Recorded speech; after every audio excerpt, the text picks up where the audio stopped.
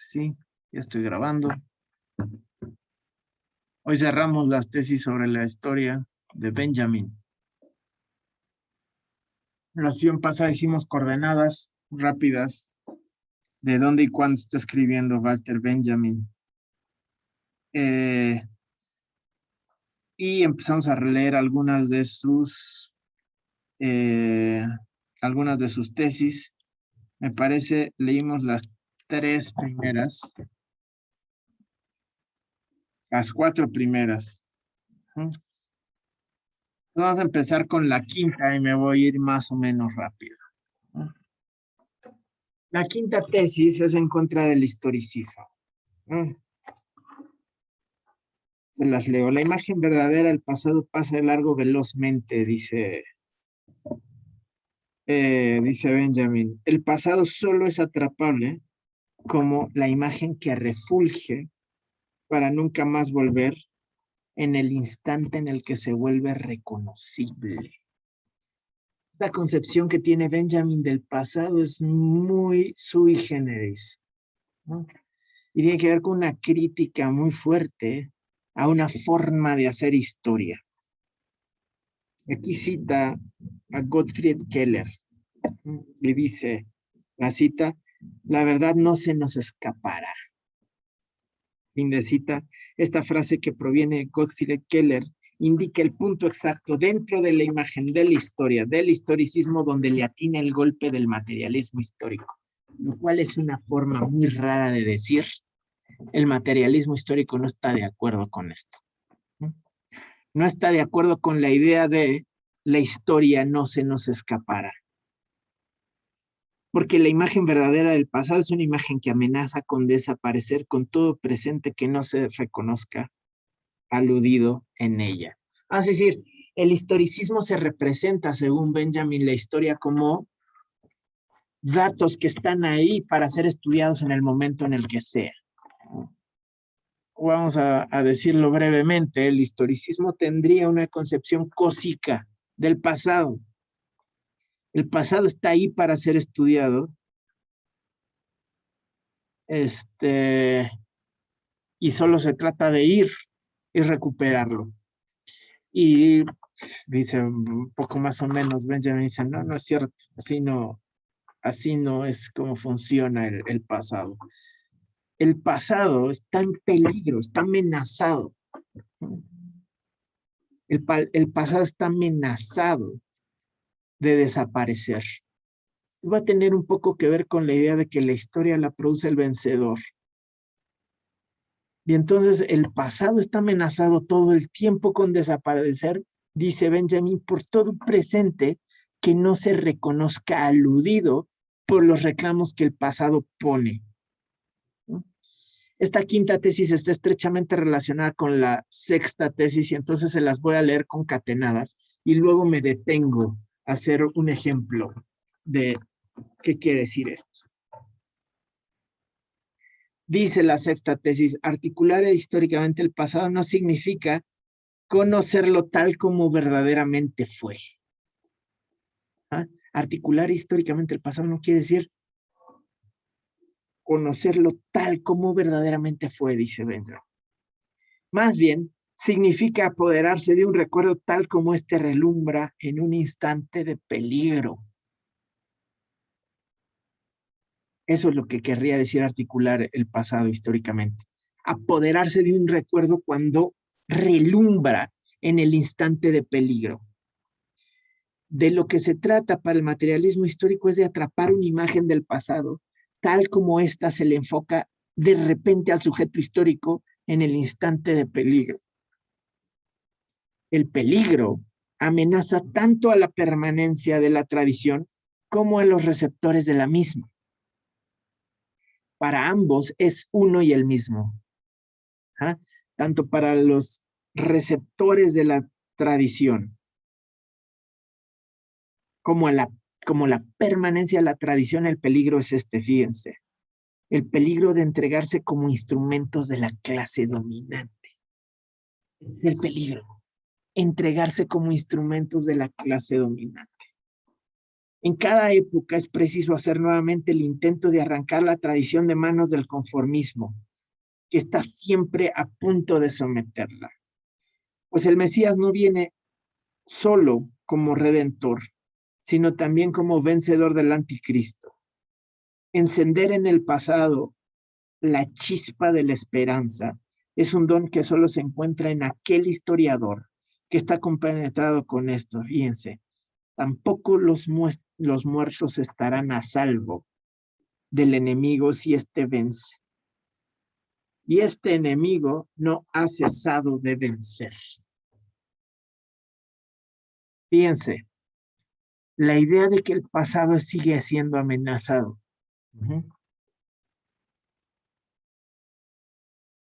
De que está amenazado de convertirse en instrumento de la clase dominante. ¿Por qué? Porque el que escribe la historia es el vencedor, es la clase dominante. Y la clase dominante, un poco más o menos, quiere hacer siempre al pasado un instrumento suyo. Les voy a poner un ejemplo, dos ejemplos, ya que estamos en esto. Van dos ejemplos. Uno que no les tocó. En 1988, para no variar y no perder la costumbre, el PRI organiza un fraude electoral y gana, bueno, más bien gana, impone en la presidencia a Carlos Salinas de Gortari, ¿no? No, ustedes no estarán jóvenes, pero lo que hicieron en esa época fue, se cayó el sistema. Salinas iba perdiendo las elecciones a todas luces, ¿no? Y de súbito y de la nada se cae el sistema computacional, ¿no? Y al día siguiente ya está jalando el sistema y ganó Salinas, ¿no? Así fue. Y el que orquestó ese fraude fue Bartlett, ¿no? Y van a ver cómo la clase política está repleta de estos profesionales que van saltando de playera en playera, pero son los mismos de siempre, ¿no? Entonces Bartlett orquestó en esa ocasión el fraude. Llega Salinas a la presidencia, el segundo presidente neoliberal en México. ¿Mm? Salinas había estudiado en el Gabacho y había hecho una tesis sobre Zapata. Fíjense, Salinas había hecho una tesis sobre Zapata. Como yo lo tengo, y tengo que revisar este dato, porque ahorita no sé dónde lo leí. Hizo la tesis con, no Salinas de Gortari. Salinas Pliego todavía no figuraba públicamente. Salinas de Gortari. Hizo la tesis con Womack. No sé si han leído a Womack Jr., John Womack Jr. Tiene ese texto que se llama Zapata y la Revolución Mexicana. Está increíblemente bien fundamentado. Es una investigación súper interesante, fuentes y así, pero Womack es un racista. La tesis fundamental de Womack es que los zapatistas son una bola de indios retrógradas, ¿no? Es un poquito eso lo que está sosteniendo Womack. Sí, si ustedes leen ese libro van a encontrar como Womack dice, no, es que en realidad las figuras intelectuales detrás de Zapata eran Magaña y después fue Palafox y después fue, pero a Zapata no le, ¿cómo se escribe qué? Perdón, Osvaldo. El nombre del autor, así, Womack.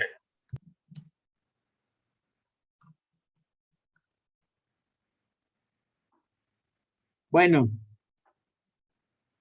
Salinas hace una tesis sobre Zapata. Es decir, conocía profundamente, o al menos entendía de qué había ido ese asunto, ¿no? Y llega con este fraude electoral a la presidencia y se propone la modificación del artículo 27 constitucional. al tiempo que empieza a construir el pacto, el Tratado de Libre Comercio en Norteamérica. El artículo 27 constitucional, ¿alguien sabe de qué va?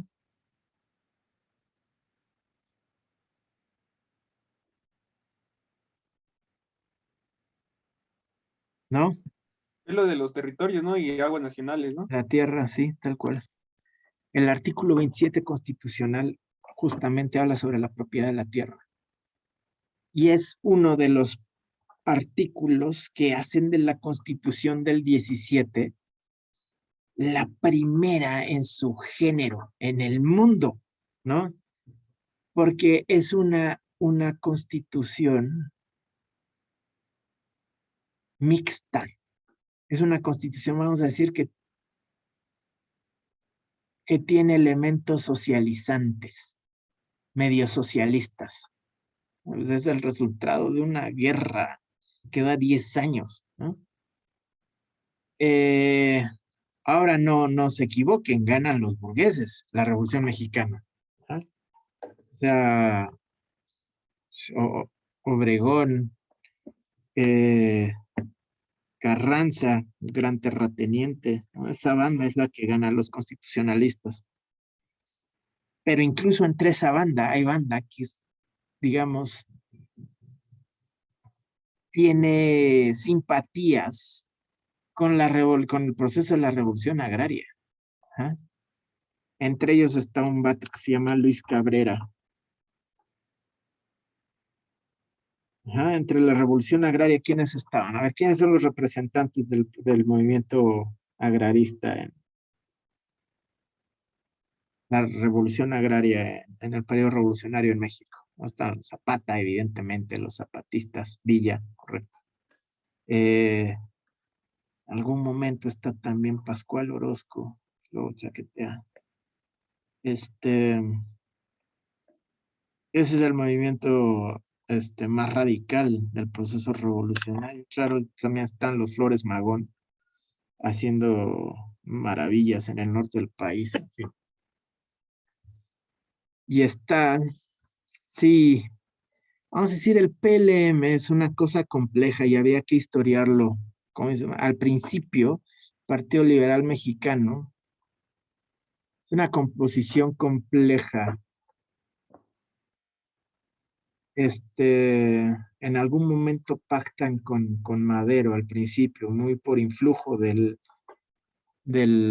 Flores Magón más fresa, vamos a decir, el más liberal. Pero el Partido Liberal Mexicano, de repente no tiene nada del liberal y no tiene nada mexicano porque está en el exilio por persecución. Bueno, son anarcos, ¿no? Y sí están haciendo cosas muy radicales. Bueno, en fin, entre los burgueses que tienen ciertas simpatías, está ese Luis Cabrera, y sabe, o sea, a pesar de que ganaron, saben que no pueden no incluir algunos momentos de la agenda del agrarismo en México. Entonces incluye el 27 constitucional que hace de la tierra propiedad comunal y ejidal. Claro que a diferencia del plan de Ayala, que ese sí era radical. El plan de Ayala, Zapata decía, toma la tierra, le decía a los campesinos de México, que eran el 80% de la población del país, tomen la tierra, es de ustedes, ¿no? La tierra es de quien la trabaja.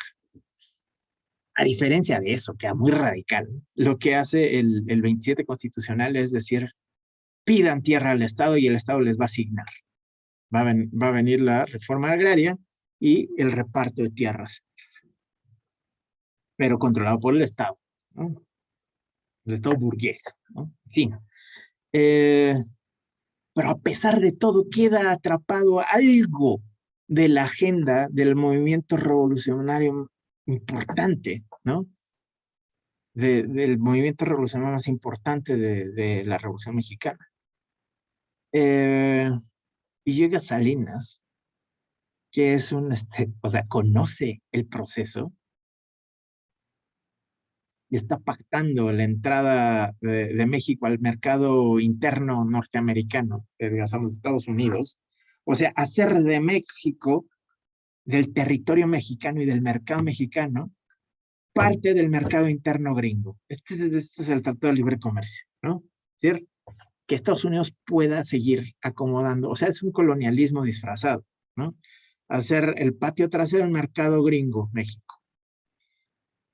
Y para pactar eso, hay un problema con la propiedad de la tierra en México, porque todavía para el 92, o sea, un porcentaje altísimo del territorio nacional es tierras ejidales, tierras comunales.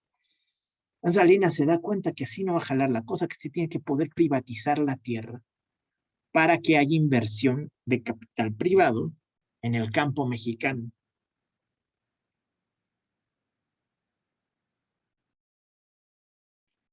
No, ya no funciona tan así, Francisco. Ya no funciona tan así. Yo pienso que ya la época del imperialismo no explica la realidad, ¿no? Pero no nos vamos a meter en eso. Vamos a decir, ya los capitales ya no tienen base nacional. Y esto pasa con el giro neoliberal, ¿no? Se transnacionaliza. Ya en la época del imperialismo queda muy, muy atrás, me parece. Pero no nos vamos a meter con eso. ¿Cuál es la pretensión de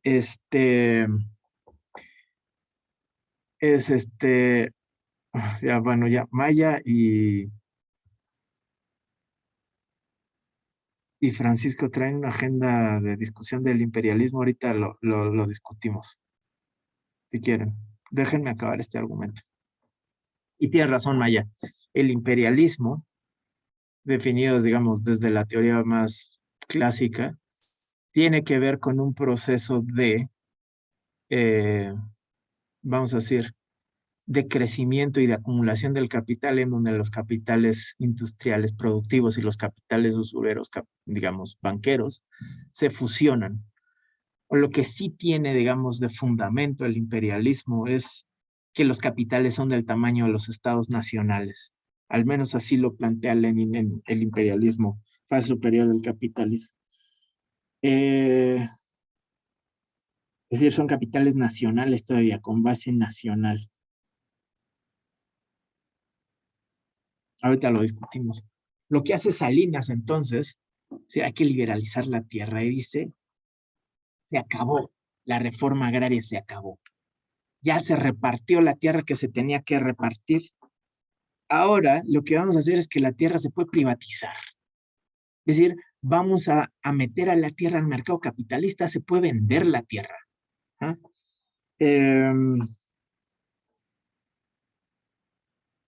Al tiempo que está por ingresar, por firmar y entrar en vigencia el Tratado de Libre Comercio el 1 de enero del 94. ¿Qué pasado está amenazado? Ahí está amenazada la reforma agraria, está amenazado, ¿no? Los únicos dejos del proceso revolucionario que llevó eran 17 millones de personas en México en esa época. 1 millón de personas murió en el proceso revolucionario y al proceso revolucionario le entraron 2 o 3 millones de personas. O sea, nada más la Revolución Mexicana fue masiva, masísima, ¿no? Movilizó una cantidad y a un porcentaje de la población que, que pocos procesos revolucionarios de la época movilizaron. Y los últimos dejos del proceso de la revolución agraria, ¿no? Estaban, digamos, recuperados en un aliento por el 27 constitucional, y el 27 constitucional es el que está amenazado en el 93 con la reforma. Recuperar el pasado en un instante de peligro es esto, ¿no? Cuando el poder está apropiándose de la memoria de Zapata, ¿no? Presidente que se dice admirador de Zapata, y se mete a capitalizar la tierra, se levanta un movimiento que recupera el nombre y defiende la tierra, ¿no? El levantamiento del Ejército Zapatista de Liberación Nacional. Otro proceso similar en el 2019, o sea, apenas hace 2 años, eh, se decreta, fíjense nomás, ¿no? Se decreta el año del caudillo del sur en el 100 aniversario de su muerte, el Estado, ¿no? Y organiza todo un año dedicado al caudillo del sur, ¿no? Eh, todos los documentos oficiales llevan en el membrete un estampado de Zapata, ¿no? Que dice año del caudillo, aniversario del caudillo del sur, bla, bla, bla, toda esta retórica, ¿no? Y el titular del Ejecutivo recibe en Palacio Nacional a algún familiar, ¿no? Que lleve el apellido de Zapata y y además se funda una cosa que se llama Partido Auténtico Zapatista, con albricias por parte del gobierno, ¿no? Porque estos son los auténticos zapatistas que están del lado de la auténtica cuarta transformación, bla, bla, bla, y toda esa retórica vacía. Ese año, el titular del Ejecutivo dice, ¿saben que en tierras de Zapata yo les había dicho que íbamos a parar el proyecto integral Morelos? Pero ¿saben qué? Más bien vamos a consultar, porque ya salió muy caro, ¿no? En campaña, en 2014, busquen en YouTube el discurso que hace López Obrador en Yecapixtla en 2014. Va y les dice, ya nos contaron de la termoeléctrica en Huesca y del gasoducto. Dice, ¿qué les pasa? ¿Están locos a estos? Es como si yo fuera a Tierra Santa y les quisiera poner un basurero, un basurero industrial, ¿no? En tierras de Zapata, el mejor líder que ha tenido este país. Es un insulto, grita así, ¿no? En su campaña electoral larguísima, prometiendo todas estas cosas, ¿no? Y llega al poder y dice, no, ¿saben qué? Sí es el año de Zapata, pero el proyecto integral Morelos va y va con todo, ¿no? Y entonces se levanta los pueblos o sea, son los pueblos de la tierra Zapata, pues, ¿no? O sea, Milcingo, Huesca, está todo el oriente de Morelos ahí atravesado, ¿no? Y esa banda dice, el Frente Pueblos en Defensa de la Tierra y el Agua, de Tlaxcala, Puebla y Morelos, dicen, mi madre, ¿no? Y se levantan y ahora ya hacen un desmadre. Fin, otra vez, recuperar el pasado en un instante de peligro, porque ¿de qué estaba siendo amenazado? Fíjense, ¿qué otra cosa hizo el Ejecutivo? Movió la estatua ecuestre de Zapata. No sé si se acuerdan de llegar a Cuernavaca por la Libre, lo primero que veías era a Zapata en un caballo, llegando a Cuernavaca, ¿no? Pero quedó escondido debajo de un distribuidor vial que pusieron ahí. Y entonces dice el Ejecutivo, no, en el año de Zapata lo vamos a mover para que se vea desde la autopista, de los carros que pasan por la autopista, para que vean a Zapata. La 4T intentándose, o sea, justamente los dominadores intentándose apropiar del pasado, ¿no? Que se convierte en instrumentos de dominación. Dice Benjamin, ¿cuál es el peligro de la tradición y de los receptores de la tradición? El peligro es el mismo. El peligro amenaza tanto a la permanencia de la tradición como a los receptores de la misma. Para ambos es uno y el mismo, el peligro de entregarse como instrumentos de la clase dominante, ¿no? Las estatuas, los eventos, el decreto del 2019, año del caudillo del sur, como instrumento legitimador de un proyecto de dominación, básicamente, ¿no? Apropiarte del pasado en el instante del peligro es eso, cuando recuperas al pasado amenazado y en nombre de ese pasado te resistes al poder y a la dominación.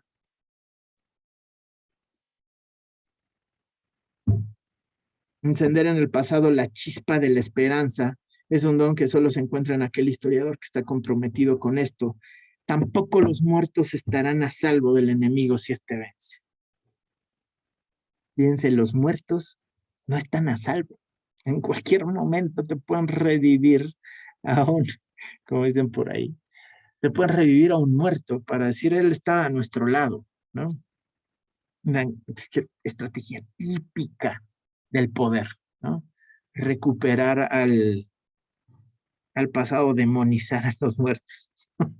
Acá estamos con los temas comunistas. Depende desde dónde se hace, ¿no? Que no es lo mismo hacerlo desde el poder, ¿ah? Desde el aparato de Estado y desde la fuerza hegemónica de un Estado, hacerlo desde de a pie, ¿no? No es lo mismo, porque el lugar de enunciación, como dice Fanon, es importante. Bueno, hasta ahí con la tesis 6. Vamos a saltar la tesis 7 y vamos a ir a la tesis 8, que habla sobre el estado de excepción. Dice Benjamin en la tesis 8. La tradición de los oprimidos nos enseña que el estado de excepción en que ahora vivimos es en verdad la regla. No sé si ya me he metido en esto con ustedes, pero el estado de excepción es una figura del derecho romano. ¿Ya platicamos de estado de excepción previamente o no? ¿No? Ok.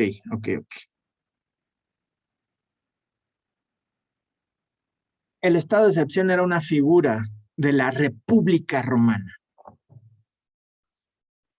y que es muy notable, ¿no? Porque implicaba poner en suspensión las leyes y poner en suspensión la república misma. O sea, va a decir, la república tenía una ley que cuando la república estuviera amenazada o en crisis, el Senado, que es poco eficiente en la toma de decisiones, poco eficiente quiere decir que se tarda porque delibera, discute hasta que se convence. Esta es la figura republicana.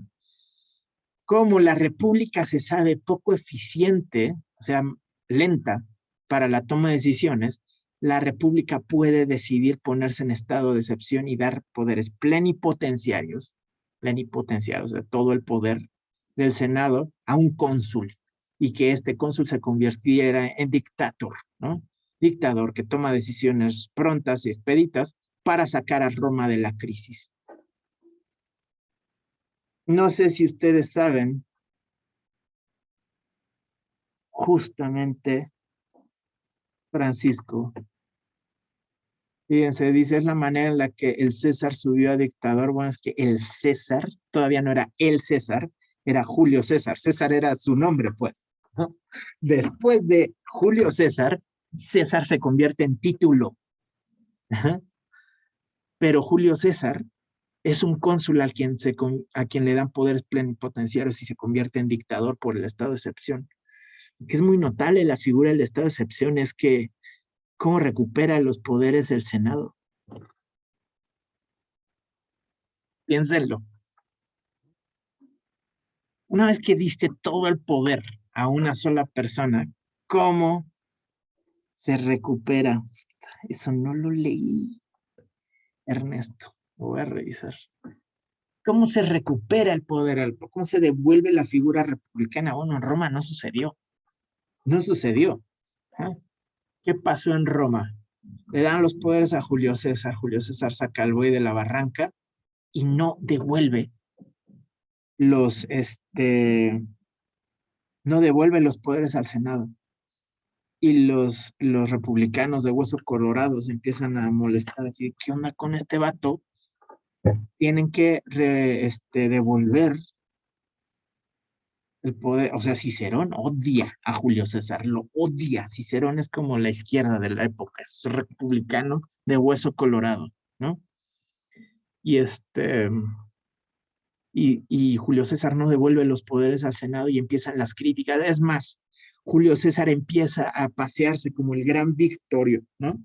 El que vence en la guerra, el que saca a Roma de la barranca y empieza a pasearse, y en la que y es súper popular, o sea, la banda lo quiere, le avienta flores y le gritan rey en la calle, y rey no como mi rey, ¿no? Como papirrín, ¿no? Sino como rey como de monarca. Y Julio César parece no reacciona, no dice no es cierto, como que le acomoda el rollo. Y bueno, luego ya saben, los republicanos más radicales se organizan, entre los cuales está el hijo de Julio César, ¿no?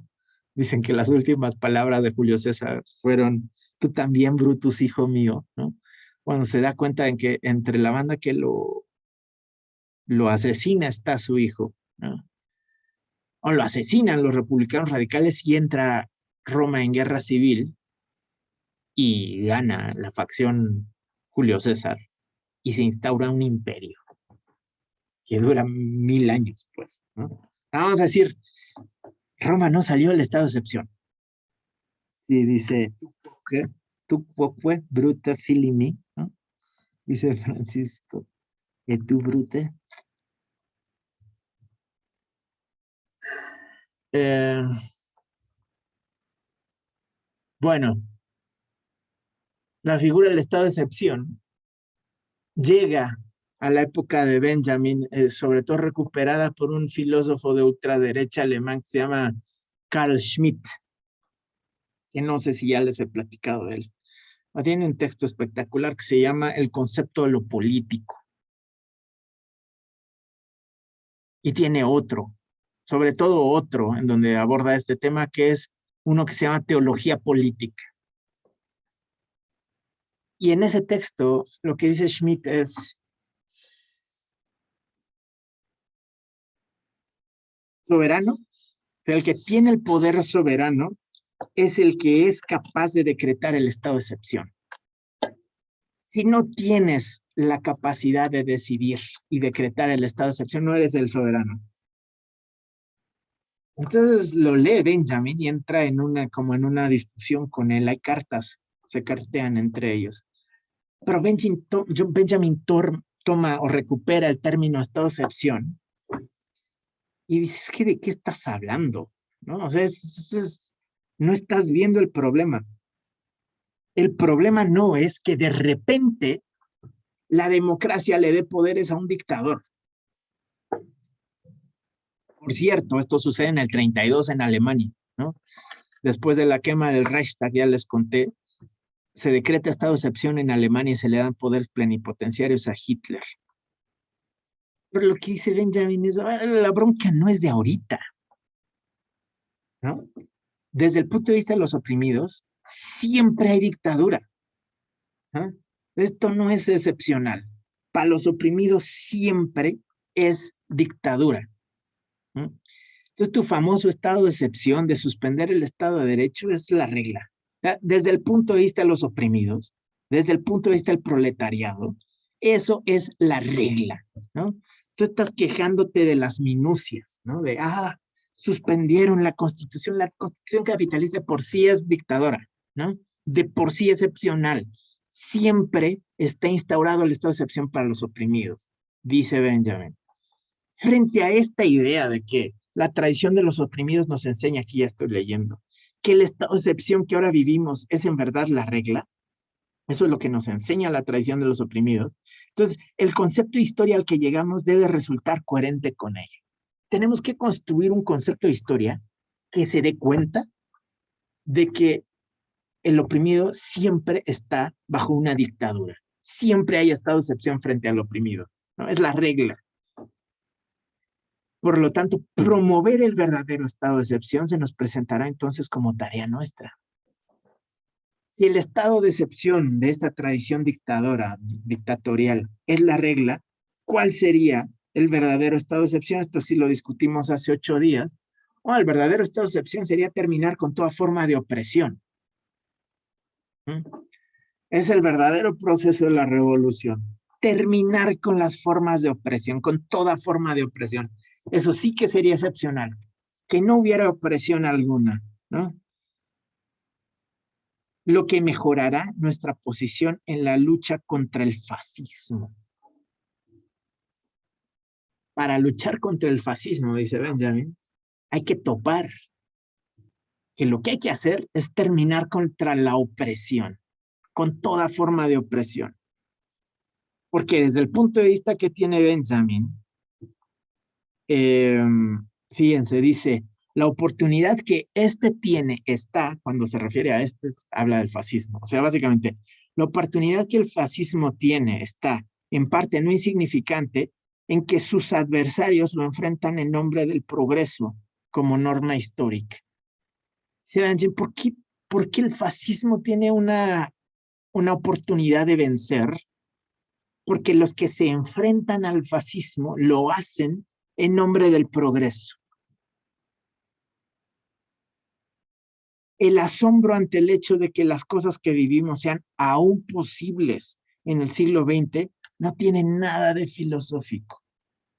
No como la banda que dice, ¿cómo es posible que en pleno siglo XX estemos viviendo, bueno, en esa época, un campo de concentración donde quedó toda la racionalidad, todo el desarrollo, la civilización, la ética, bla, bla, bla? Y dice, Benjamin, es nada más tonto pensar así.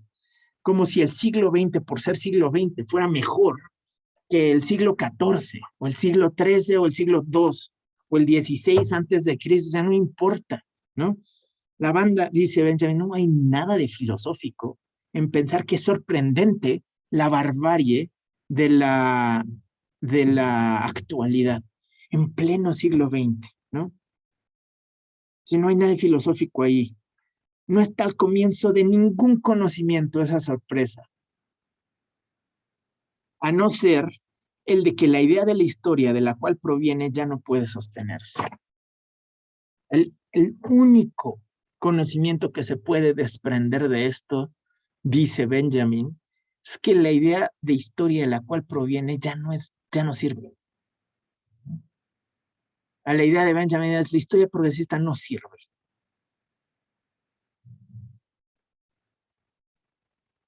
Ok, ahora sí, para quien preguntaba hace rato si habíamos llegado al Angelus Novus, vamos a la tesis 9. Yo les quiero decir algo, mucha banda piensa, adelante Francisco, no te preocupes. Una advertencia de la tesis, a ver, es una tesis súper interesante, súper leída, no sé si la han trabajado antes, pero yo quiero empezar con una advertencia importante. El Angelus Novus de Benjamin, el ángel de la historia, no es un ángel revolucionario, ¿no? Y mucha banda como que ensaya su lectura por ahí, como si el ángel de la historia fuese la idea que tiene Benjamin de la revolución, y no para nada. Ahora, que vamos a ver aquí, es más bien una crítica al ángel de la historia. Vamos a decir, el ángel de la historia es un poquito reaccionario. ¿Ah? Y además no puede hacer la revolución. Entonces lo vamos a leer. Empieza con un epígrafe de un poema de Scholem, que dice así en la traducción esta: mi ala está pronta al vuelo, retornar lo haría con gusto, pues aún fuera yo tiempo vivo, mi suerte sería escasa. Y es un poema que se llama Saludo del Ángelus. Aquí yo les quiero hacer una pausita. Ese poema lo escribe Scholem un poquito burlándose de Benjamin. A ver, Benjamin Klee, que es este pintor al que va a citar, hay un cuadro de Klee que se titula Angelus Novus. Scholem, son todos cuates en los 20 en Alemania. Y Klee hace una pintura. Bueno, está. Es una acuarela. Obviamente no trae a Benjamin aquí, la pintura original, ¿no? Nada más ese angelito le está. A ver, vamos a buscar. Ahí voy, espérame un segundo.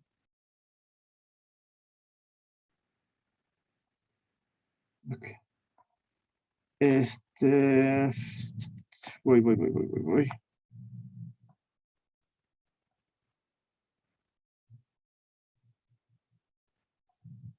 Voy a compartir las pantallas y buscamos juntos. A ver, ahí les va. Entonces, verán Google. Angelus Novus.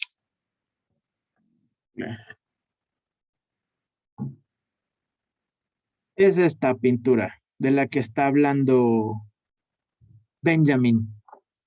Y es una pintura que hace su cuate, y a Benjamin le fascina, le raya la pintura, se la compra a Klee. Y está clavadísimo con esa pintura. A ver si encontramos el poema entero de...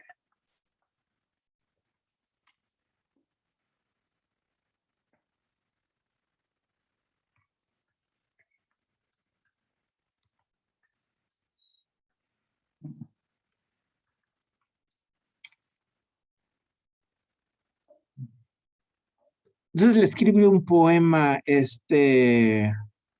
Sholem, a Benjamin, en donde un poquito le dice, no te claves, ¿no? No te claves en la pintura, no tiene todas las profundidades filosóficas que tú le estás encontrando al texto. Híjole, no estoy encontrando el poema de Sholem, ¿cómo lo busco?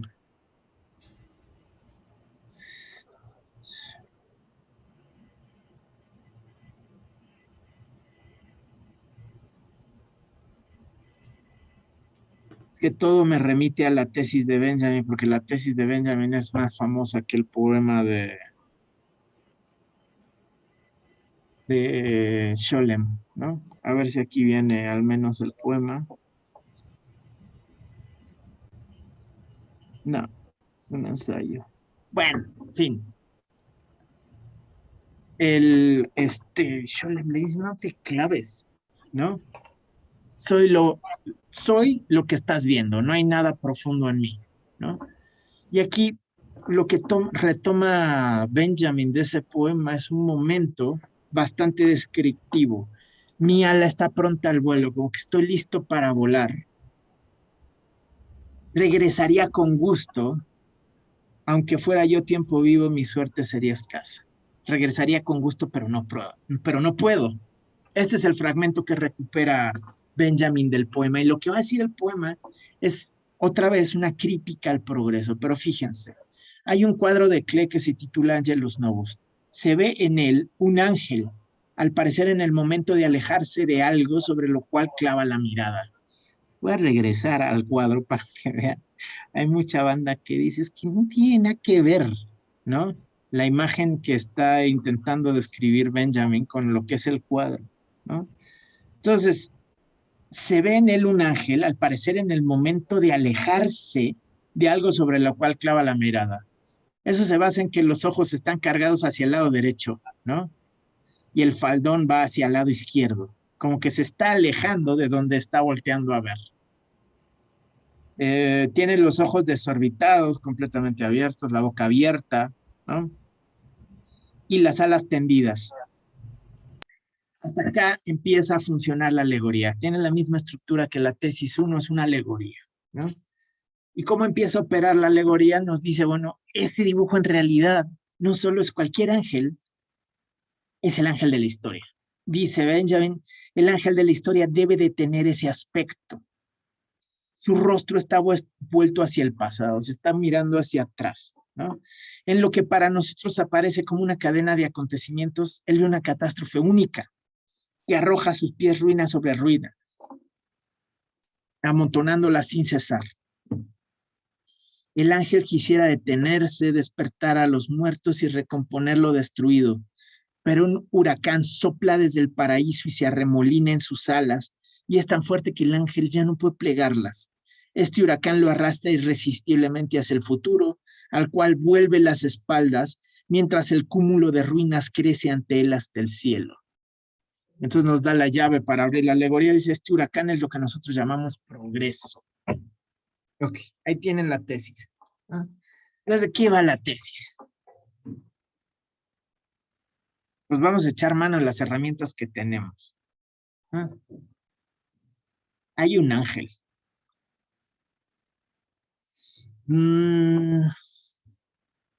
Pues Sodoma, es que Sodoma en la tradición judeocristiana tiene connotaciones particularmente homofóbicas, ¿no? O sea, es el signo de la corrupción humana en la tradición judeocristiana de una forma particularmente homofóbica. Y no está refiriéndose a Sodoma y Gomorra. Ahora vamos a empezar. Hay 3 ángeles en la tesis. El saludo, el Angelus de Scholem, que es un poema sobre el Angelus Novus de Klee, que es el aspecto, según Benjamin, que tiene el ángel de la historia. Ahí está, el saludo del Angelus, el Angelus Novus y el ángel de la historia. 3 veces ángeles que todos refieren al mismo. Lo primero que habría que entender es qué es un ángel. ¿Qué quiere decir ángel? ¿Alguien sabe? A ver, ¿alguien ya contestó por ahí? Noticiero. Sí, sí, Bueno, es como un comunicador. tal cual, un mensajero. Piensen. Ángel, significado. Servidor y mensajero de Dios. Más, la traducción literal de ángel, yo pienso que ángel es una voz griega. Ángel es un nombre propio masculino de origen griego. Su variante en español, el nombre procede del latín angelus, que a su vez deriva del bla, bla, bla. Significado es mensajero. Piensen, ¿qué hace el arcángel Gabriel en la cosmovisión judeocristiana? Le avisa a María, ¿no? Tal cual. Le avisa a María, estás encinta, ¿no? Viene el divino verbo a ser madre del Hijo de Dios, ¿no? ¿Qué hace el arcángel Gabriel en la tradición islámica, en el Islam? A ver, yo les iba a decir Rebeca o ¿No es Sara. que avisa de la llegada de un profeta? También, pero hace algo más. Ay, no me acuerdo si es Rebeca o Sara. ¿Se acuerdan cómo Abraham es el padre de, o sea, Abraham como figura es importante en el judaísmo, en el cristianismo y en el islam, ¿no? Abraham es como un antecedente común a todos los pueblos semitas. Pero Abraham no puede tener hijos, ¿recuerdan? Y entonces tiene un hijo con una esclava. Y su mujer, que no sé si es Sara o Rebeca, aquí lo tengo como poco claro, se embaraza ya grande. Y entonces Abraham corre a la mujer con la que, a su esclava, con la que iba a tener un hijo. Y entonces está expulsada, no sé si es Sara o Rebeca, y está en el desierto y se le presenta el arcángel Gabriel también a ella. Y le dice, no te preocupes, de tu descendencia va a ser tan numerosa como las estrellas en el cielo, como los granos de arena en el desierto, ¿no? Es el mensajero de Alá también, ¿no? O sea, vamos a decir, ángeles son mensajeros, ¿no? Traen el chisme. Vienen a contar el chisme, eso es lo que hace un ángel. Porque no es cualquier ángel. Según Klee, es el ángel nuevo. Es un ángel nuevo. Es un ángel recientemente producido. Ajá. Por eso es el Angelus Novus, el ángel nuevo. Ya nos imaginamos a Dios agarrando una bolita de lodo, dándole forma, soplando y echándolo a volar. Traes este mensaje valedor, ¿no? Recientemente creado un ángel nuevo que trae un nuevo mensaje. Entonces nos dicen, este es el ángel de la historia, Benjamin. ¿Qué historia? Bueno, pues si es un ángel nuevo, tiene que ser la historia moderna. ¿Eh? ¿Y cómo llega la historia moderna? Y esto es lo que hemos estado leyendo desde Kant para acá. La historia moderna llega con un relato, ¿no? O sea, llega Dios, hace su bolita de lodo, echa a volar al angelito, le da el tríptico, repartes tu panfleto, carnal, ¿no? ¿Y qué panfleto está repartiendo el ángel de la historia? ¿No? El panfleto de la historia moderna es el panfleto del progreso. Vamos avanzando. Este es el mensaje que trae el ángel nuevo, ¿no? Entonces va muy quitado la pena este ángel nuevo repartiendo el panfleto, su tríptico, y de repente comete un error garrafal que es voltear para abajo. O sea, se voltea el mundo. Y en el mundo estamos nosotros, los de a pie, ¿no? Y decimos, ¿cuántos muertos diarios, cuántos desaparecidas y desaparecidos, la guerra, ¿no? La corrupción, todo está cayendo a pedazos, crisis ecológica, crisis energética, bla, bla, bla. Pero nosotros que estamos metidos aquí decimos, bueno, pues así es el mundo, ¿no? Es una cadena de acontecimientos y estamos aquí metidos. Pero mientras nosotros estamos en tiempo presente o metidos en los afanes del mundo, viendo la cadena de acontecimientos, este vato que trae la mirada desde arriba, la mirada de distancia, él no ve una cadena de acontecimientos, él ve una catástrofe única, dice Benjamin. Y este es su error. El ángel de la historia que traía el recado del progreso, voltea para abajo y ve una catástrofe única que está arrasando con el mundo, amontonando ruinas sobre ruinas hasta el cielo, dice Benjamin. Y entonces el ángel tiene un acto rebelde. No debía de voltear abajo, debía de seguir repartiendo el panfleto, pero volteó y no puede no hacer nada. Y entonces el ángel quiere detenerse y recomponer lo destruido y revivir a los muertos. O sea, el vato ya se clavó en el desmadre que está aconteciendo en el mundo y quiere cambiar las cosas, o no puede. No puede porque es un ángel y está determinado. Los ángeles no son seres humanos, están determinados, no tienen libre arbitrio. ¿Ah? Los ángeles no son libres de hacer lo que quieren. Tienen una chamba y les toca esa chamba aunque no quieran. Entonces el ángel de Benjamin tiene un gesto rebelde y quiere hacer otra cosa de lo que le toca, pero no puede. Fíjense, lo que para nosotros aparece como una cadena de acontecimientos, él ve una catástrofe única que arroja a sus pies ruina sobre ruina, amontonándola sin cesar.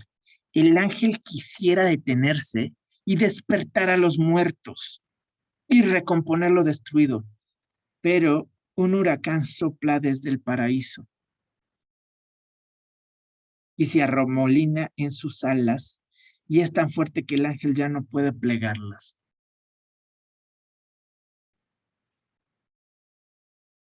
El huracán lo arrastra irresistiblemente hacia el futuro, al cual vuelve las espaldas, mientras el cúmulo de ruinas crece ante él hasta el cielo.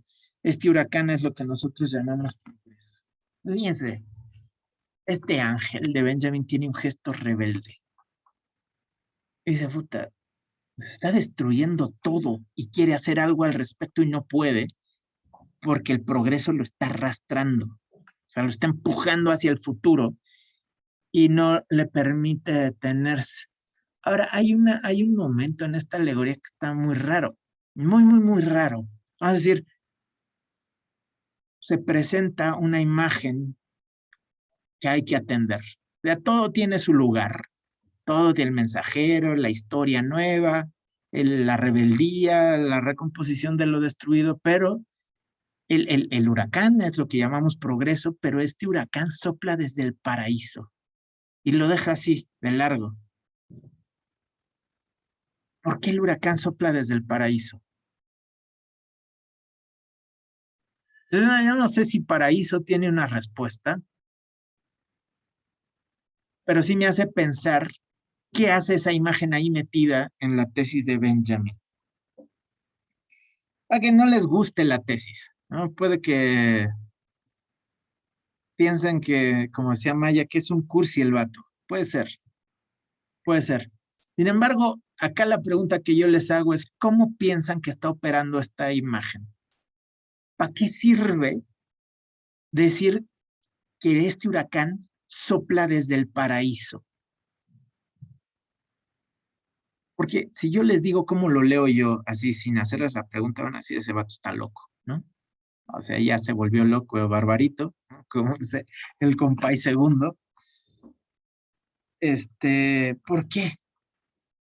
¿Para qué sirve? ¿A alguien se le ocurre para qué dice un huracán sopla desde el paraíso y se arremolina en sus alas y lo empuja irresistiblemente hacia el futuro? ¿De qué sirve eso?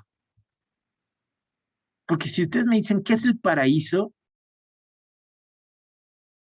Yo la neta no sé cómo está operando, pero me remite a una idea. ¿Qué se les ocurre?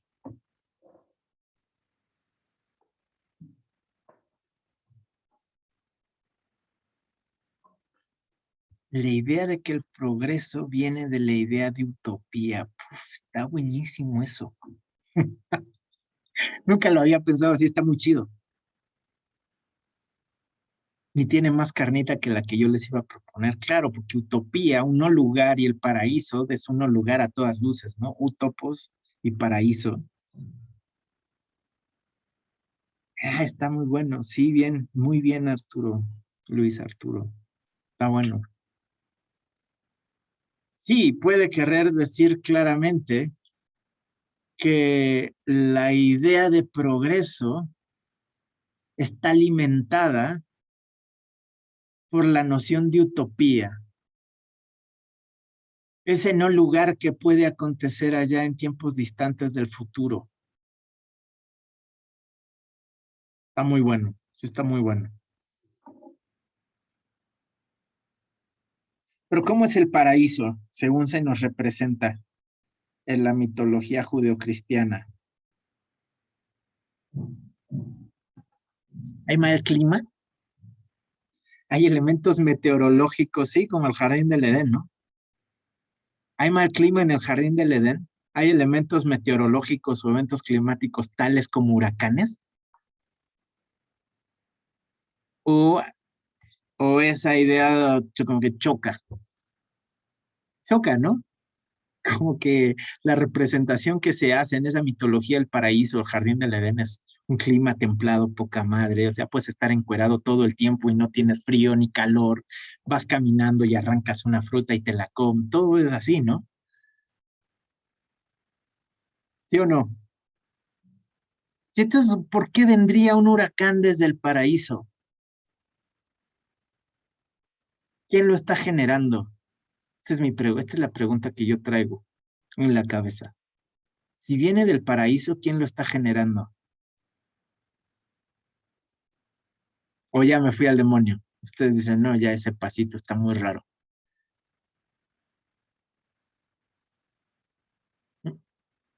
Yo digo, ¿no, Jimena? O sea, sí, Conrado, yo pienso que si está la imagen del paraíso y de ahí viene el huracán, yo digo, más bien Dios no quiere la rebeldía, ¿no? O sea, si el huracán viene del paraíso y quiere apuntarlo todo, o sea, el huracán tiene que ser producido por la idea, por Dios. O sea, lo echó a volar y luego ve que se le va a salir del huacal el ángel y sopla más duro en él, carnal. Tú sigues repartiendo el panfleto, ¿no? Y lo empuja hacia adelante. O sea, ya aquí estamos en el terreno especulativo cañón, porque Dios no está en la tesis.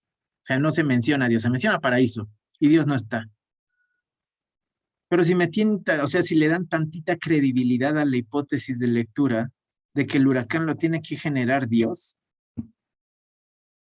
¿quién es Dios?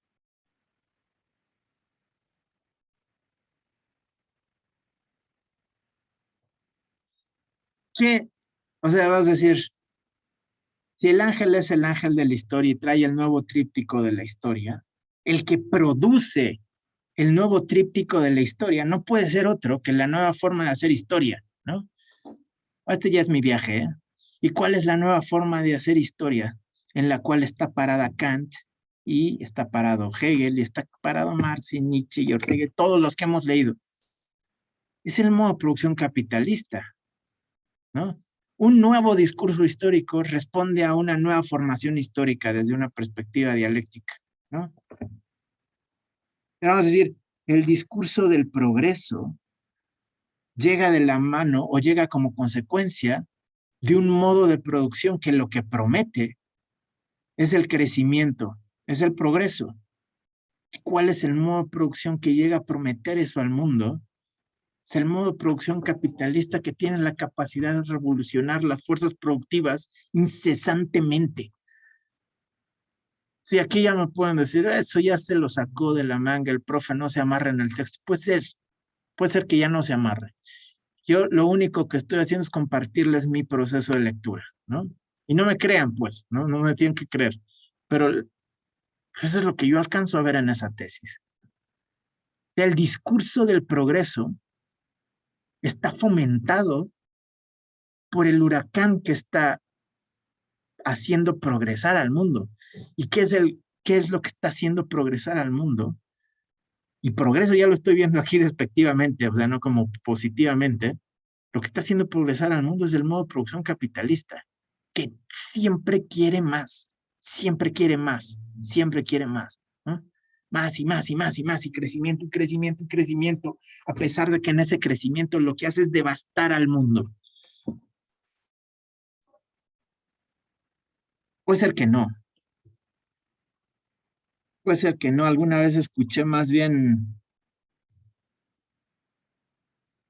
que el Angelus Novus es una personificación de Benjamin. Benjamin dice, soy como el ángel de la historia, escuché esta lectura, ¿no? Y Benjamin dice, es que el ángel de la historia está viendo que el mundo se está cayendo al pedazo, es testigo del nazismo, del ascenso del fascismo europeo, ¿no? Y está comparándolo con sus estudios del siglo XIX, la literatura, los pasajes de París, de todo este mundo que embeleza a Benjamin del XIX, ¿no? Y el ángel de la historia, este nuevo historiador, quiere detenerse y recomponer ese mundo, Blanqui y los revolucionarios de la Comuna de París del 19, etcétera, y no puede, porque lo están arrasando y lo están empujando hacia adelante, y no puede hacer nada para recuperar ese pasado. He leído esa lectura. Es decir, esto es lo que tienen las tesis de Benjamin. Son tan críticas, tan llenas de figuras retóricas, de simbolismo, de metáforas, de alegorías, que un poco se puede justificar muchas lecturas. Sí, dice Ernesto, quizás hacemos lo mismo que Benjamin con la pintura, de verle más de lo que tiene cierto. O sea, a ver, pero esta es la famosa la pregunta del giro estético. La obra no está acabada en sí misma, sino en el espectador se completa la obra, ¿no? Vamos a decir, la obra se completa en el ejercicio de semiosis, ¿no? El espectador que la observa y puede decir algo de esa obra. Porque además la obra no habla solita, ¿no? Los que hablan son los productores de la obra y los espectadores de la obra y en esa relación. Es o sea, podemos decir que sí, puede ser que que nos estemos clavando de más ahí, ¿no?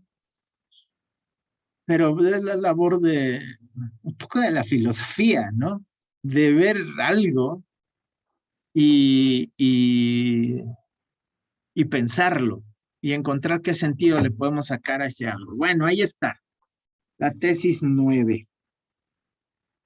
La tesis 10 es una locura, porque invita a abandonar la praxis. Ajá. O sea, dice, a ver, ponle un freno a la acción. Dice, fíjense cómo empieza la tesis 10, dice, los temas de meditación de la regla que la regla conventual proponía a los hermanos novicios tenían la tarea de alejarlos del mundo y sus afanes. Llega un novicio a un monasterio, está nuevo, está chavo el vato y quiere dedicarse a la vida ascética de los monjes y trae en la cabeza al mundo. Entonces lo que hacen los monasterios es ponerle temas de meditación. Piénsate esto. Entonces lo que Benjamin dice es, esos temas de meditación que le proponen a los novicios tiene un objetivo, alejarlos del mundo y sus afanes. O sea, acá ya tantito la cabeza está muy llena del mundo, está muy llena de qué va a decir mi familia, qué va a decir mi amor perdido, qué va a decir, qué va a pasar en la guerra, qué va a pasar, acá en el monasterio estamos dedicados a la vida divina, dice, y entonces hay que ponerle un freno a tanto pensamiento sobre el mundo, ¿no? Y entonces se va a alargar Benjamin a decir, un poquito hay que hacer eso también acá. Les leo la tesis. La reflexión que desarrollamos aquí procede de una determinación parecida. En un momento en que los políticos, en quienes los adversarios del fascismo habían puesto su esperanza, yacen por tierra y refuerzan su derrota con la traición a su propia causa, esta reflexión se propone desatar al que vive en el mundo de la política, de las redes en que ellos lo habían envuelto. Ya esa oración está súper enredosa. Ahí dice, los políticos en quienes los adversarios del fascismo habían puesto sus esperanzas. Toda la banda que se oponía al fascismo y al ascenso del fascismo en Europa, en Alemania, en Italia, en España, ¿en quién habían puesto sus esperanzas? ¿Quién le iba a poner un freno en seco al fascismo? Que de hecho, al final de cuentas, sí se lo puso.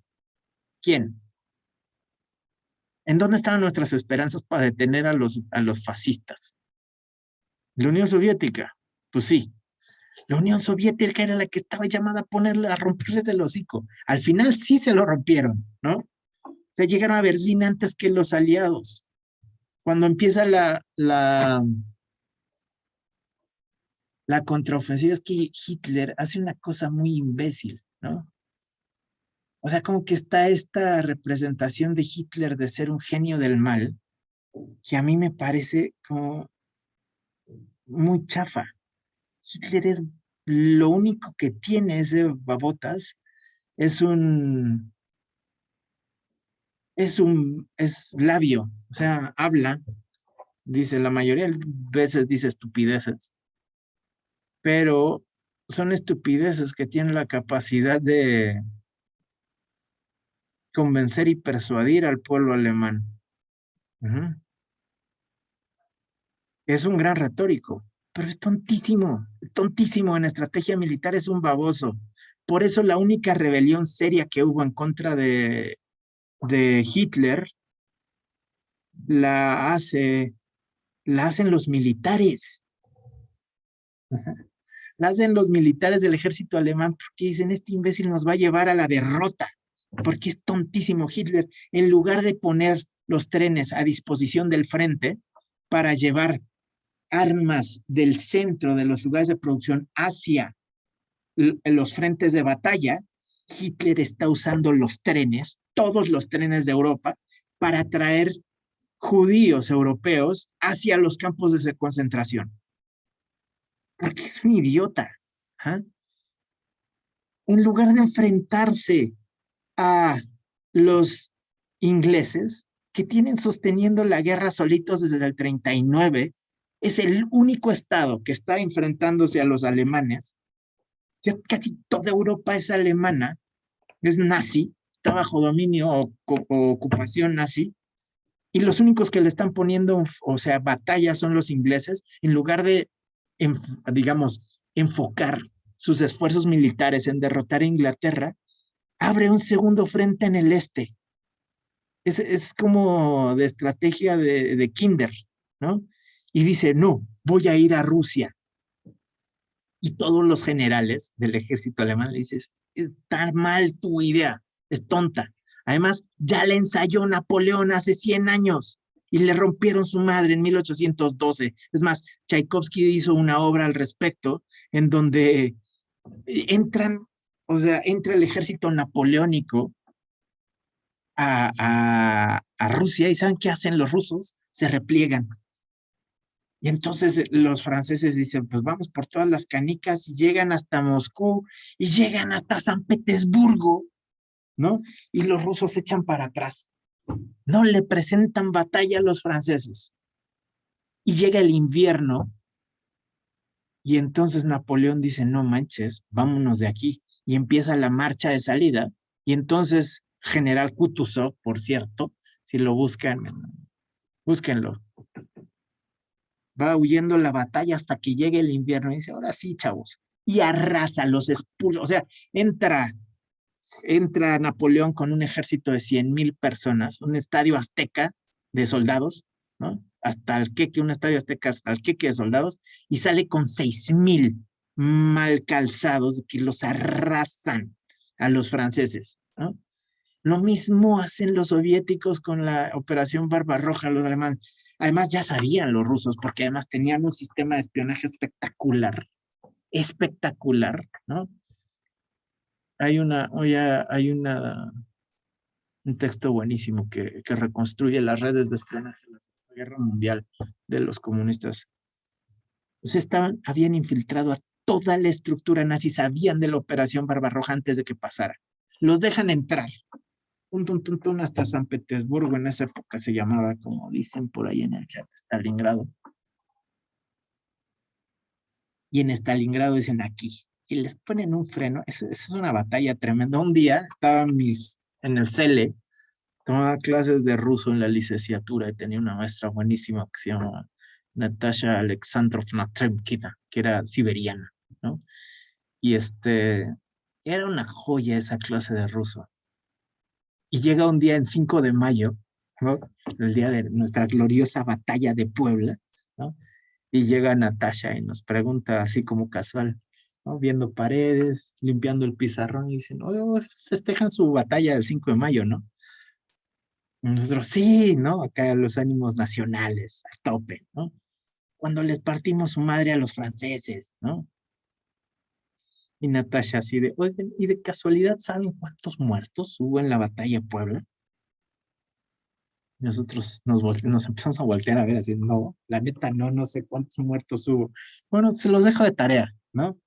Entonces ya no sé si conocen esta enciclopedia de México, que tiene en el lomo una serpiente, ¿no? Si tú pones todos los lomos de la enciclopedia, se forma una serpiente en dorado. ¿Lo han visto? Ah, bueno. Busquen la entrada de Batalla de Puebla, porque trae una crónica de la batalla y te va diciendo en dónde cayó banda. Entonces puedes ir contando. Se murieron como 120 y tantas personas en la batalla de Puebla, según la Enciclopedia de México. Entonces llegó al día siguiente y le digo, ya investigué, se murieron 120 y tantas personas. Y dice, ah, bueno, está bien. Y nos dice, ¿saben cuántas personas se murieron en la batalla de Stalingrado? ¿Ustedes tienen idea de cuántas personas se murieron en la batalla de Stalingrado? Vamos a buscar.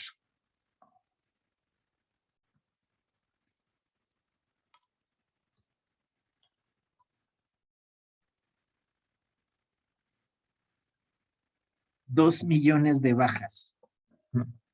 2 millones de bajas. Y nos dice Natasha, porque en la batalla de Stalingrado, sí, gracias Ernesto, se murieron 2 millones de personas. Dice, eso es una batalla. Nosotros, tranquilízate, Natasha. O sea que nosotros le pusimos un freno al mejor ejército del mundo en esa época.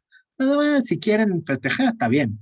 Pero en Stalingrado sí hubo una batalla, ¿no? Aquí hubo una escaramuza, decía. Ya que me clavé de contarles de mi maestra, les voy a contar de otro día, que llego al CELE y el departamento de alemanas tenía un festival. Sí, un festival, o sea, tenían el auditorio con gente cantando y todos los pasillos del CELE con banderas y carteles y pancartas de la caída del muro de Berlín. Me da muchísima risa porque me acuerdo de cómo se enchilaron, o sea, mi maestra y las del departamento de ruso se súper enchilaron de que las alemanas estuvieran festejando la caída del muro, ¿no? Y y entonces llega Natasha, pero esas veces que caminaba en el piso y estaba, pero roja de coraje, ¿no? ¿Qué les pasa? Dice, o sea, la caída del muro, ¿eso qué? Vamos a festejar la caída del fascismo. ¿Cuándo has visto a un alemán festejar la caída del fascismo? Y no nos dan las gracias, ¿no?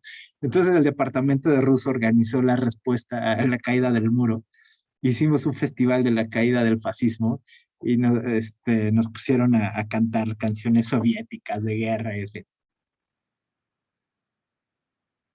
Sí, sí, sí. El arte de la guerra de Sun Tzu. Bueno, en fin, era muy simpática mi maestra de ruso. Pero a ver, vamos a decir, sí, al final sí, los que ganan la Segunda Guerra Mundial, militarmente hablando, es la Unión Soviética, no, no es el desembarco en Normandía, ¿no? De hecho, los gringos entran a la Segunda Guerra Mundial por miedo a que los rusos conquisten toda Europa. O sea, viene la ofensiva soviética avanzando hacia Alemania y los gringos que habían dicho, no, nosotros no le entramos, no le entramos, no le entramos, en el 43, ya cuando los rusos habían derrotado a los alemanes en Stalingrado y venía la contraofensiva, dicen, no manches, si los rusos se dejan venir, toda Europa va a ser comunista. Y entonces entran bien tarde, a los últimos añitos de la guerra, ¿no? Y presumen el desembarco en Normandía como si eso hubiese sido relevante.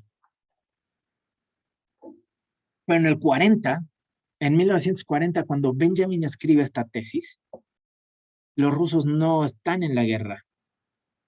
No están en la guerra, y lo único que se sabe públicamente es que pactaron con los nazis.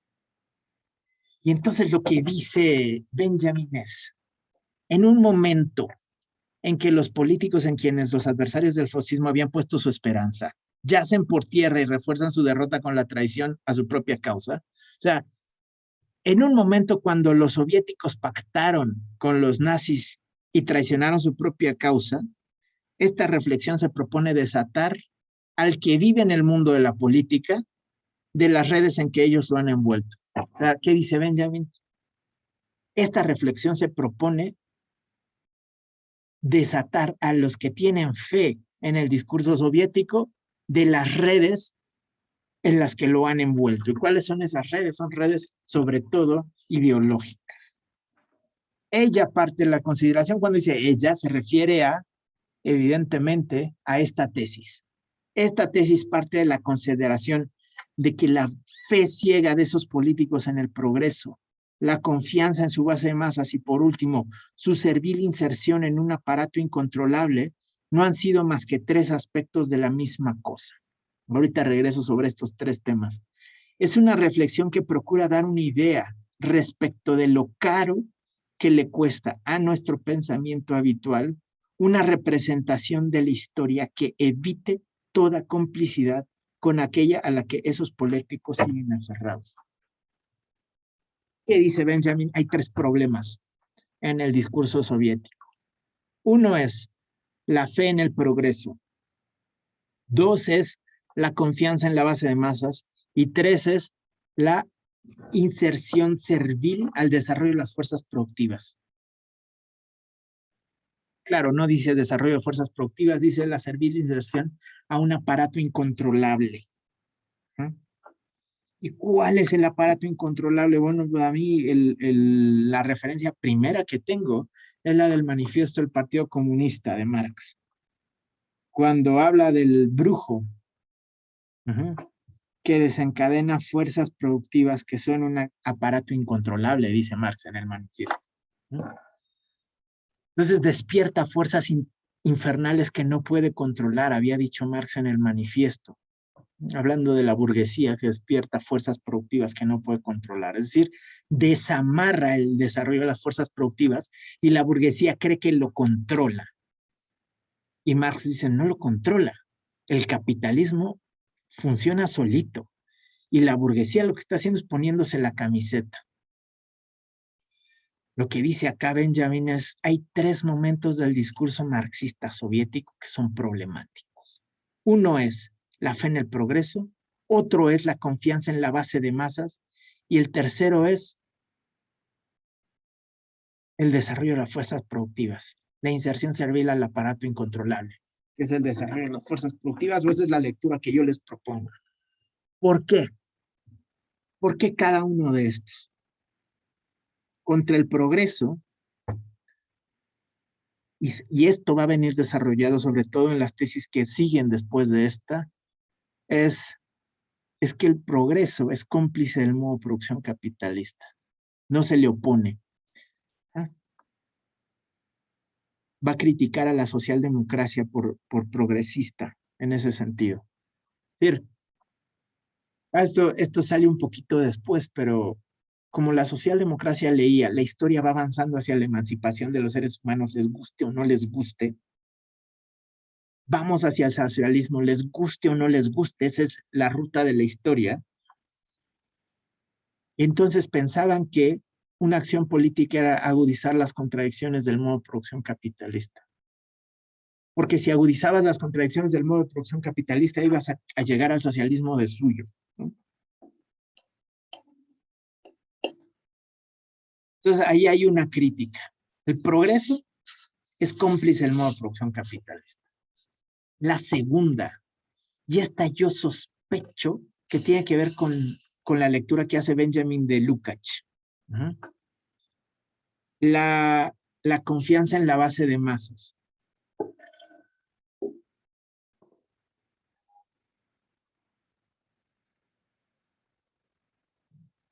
Y esto es muy de los académicos de Frankfurt, ¿no? Y tiene que ver, les digo, con Lukács, que es el que desarrolla la idea de la cosificación y la conciencia del proletariado. Porque Lukács en el 23 dice, ojo, el proletariado no es necesariamente revolucionario. La conciencia del proletariado se puede cosificar. Es una tesis muy fuerte que pone Lukács allá afuera. Dice, ojo, el proletariado no es automáticamente revolucionario. De hecho, en muchas ocasiones, la conciencia del proletariado se cosifica y la tesis de Lukács es, y cuando se cosifica, está dispuesta a defender y a reproducir el modo de producción capitalista. El nombre del autor se escribe así, preguntan en el chat, se los escribo acá. Georg Lukács. Georg Lukács, se pronuncia Lukács, es húngaro, aunque él describe la mayoría de su obra en alemán. Y el texto del cual estoy hablando, el libro es Historia y Conciencia de Clase. Conciencia de Clase. Y el capítulo del cual les estoy hablando es la cosificación y la conciencia del proletariado.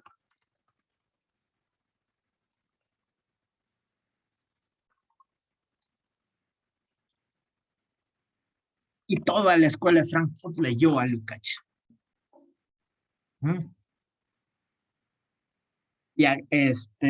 Y yo me imagino que Benjamin suscribe eso. Aguas con la confianza en la base de masas. ¿Y esto con qué tiene que ver? Con que la base de masas en Alemania no jaló hacia el comunismo. O sea, a ver, fíjense, hacia 1920, los socialdemócratas alemanes eran la mayoría. Bueno, un poquito antes, vamos un poquito antes. La socialdemocracia alemana se parte. Se escinde. Rosa Luxemburg se sale de ese partido y empieza a militar en contra, porque la socialdemocracia, que es Estado, en 1914 vota a favor de la Primera Guerra Mundial. El dirigente de la socialdemocracia histórico había sido Karl Kautsky. Luxemburg rompe con la facción de Kautsky, ¿no? Es muy amiga de Louise Kautsky, que es esposa de Karl Kautsky, y de Clara Zetkin, pero rompe con ellos porque votan, o sea, rompe con los socialdemócratas, no con Luis ni con Clara Zetkin, ¿no? De hecho, Clara Zetkin, digamos, rompe y junto con Luxemburg y Liebknecht y forman la Liga Espartaquista y se alzan, o sea, hacen activismo en contra de las políticas de Estado. Rompen digamos, con el Partido Socialdemócrata. El Partido Socialdemócrata lo hereda un vato que se apellida Eckbert, que había sido alumno de Rosa Luxemburg en la Escuela de Cuadros del Partido Socialdemócrata Alemán. Había sido su alumno, pero Eckbert como primer ministro en el 18 pacta con, vamos a decir, con un grupo de paramilitares, ¿no?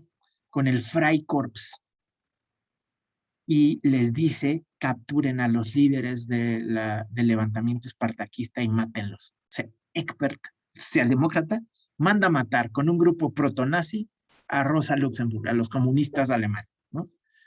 Ese Eckbert ya está de la mano del Freikorps, ya es protonazismo eso. Llega en los 20 Hitler y empieza a formar su grupo de choque que se llama la SA. Muchos de los que habían participado en el Freikorps, o sea, vamos a decir, la SA recupera la forma y estructura organizativa del Freikorps. ¿Por qué estoy diciendo? Sí, porque el ascenso del nazismo en Alemania, tienen que topar esto, es profundamente democrático, profundamente democrático. Hay mucha banda que dice que Alemania nunca había sido tan democrática como en el periodo nazi. ¿Ah? O sea, y esto no lo estoy diciendo yo, lo dicen, digamos, teóricos críticos alemanes. Les digo, lean ese libro de Behemoth, de Kirchheimer y Neumann.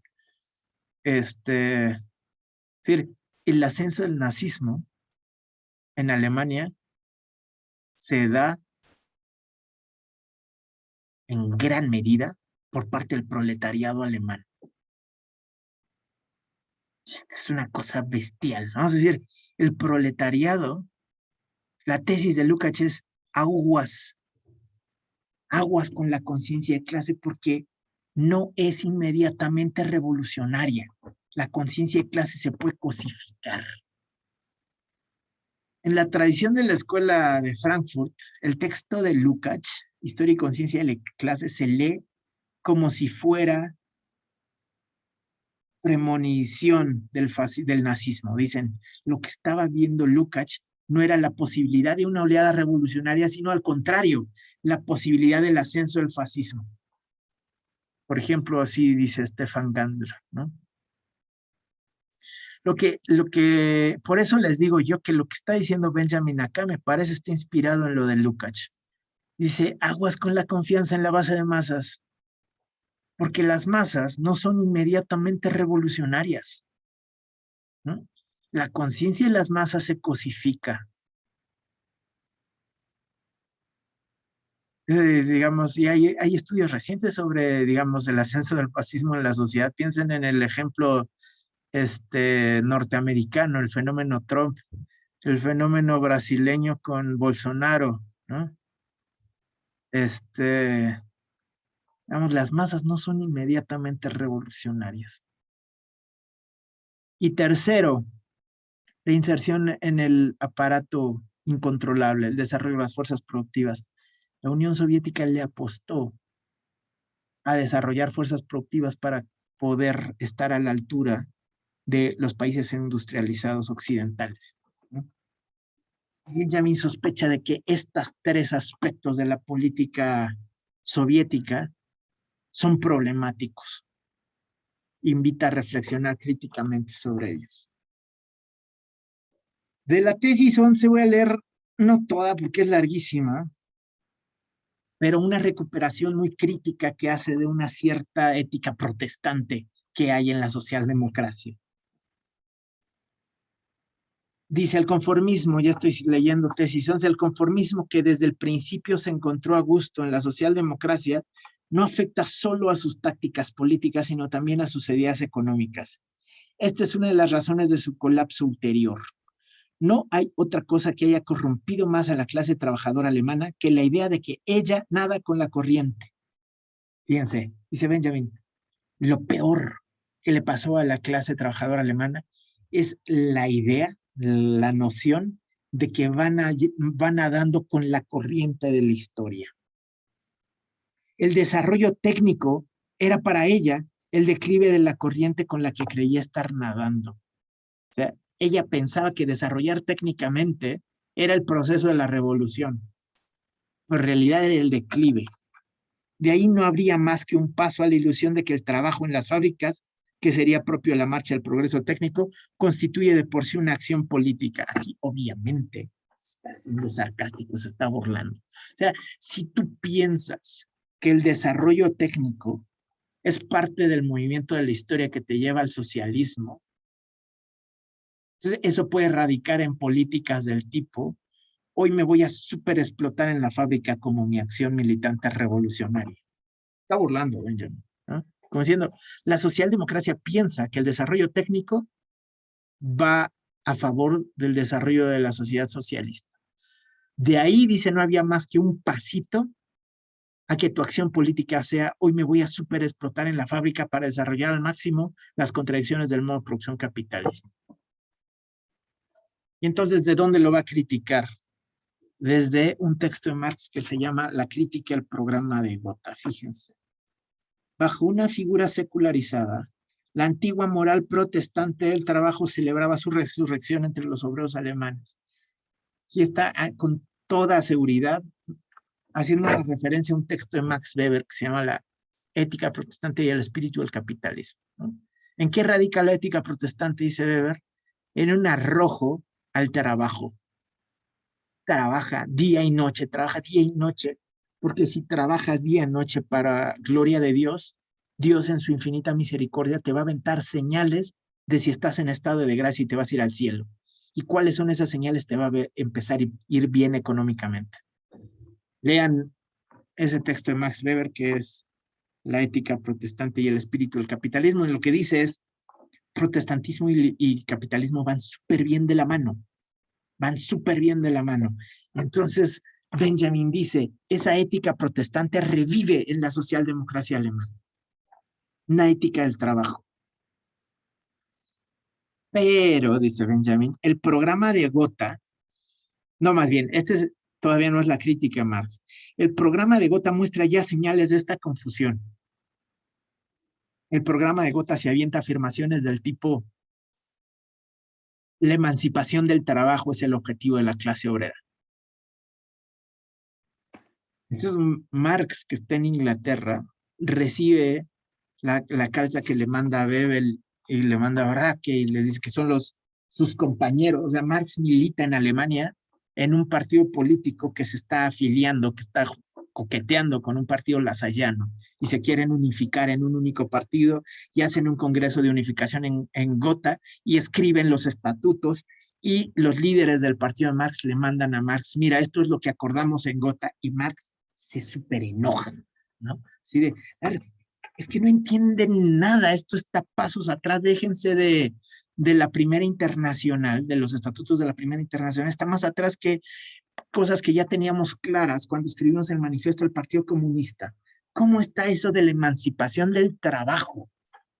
El trabajo emancipado es lo que quiere el capitalismo. O sea, que no haya restricciones al trabajo, quiere decir que no haya restricciones a la explotación.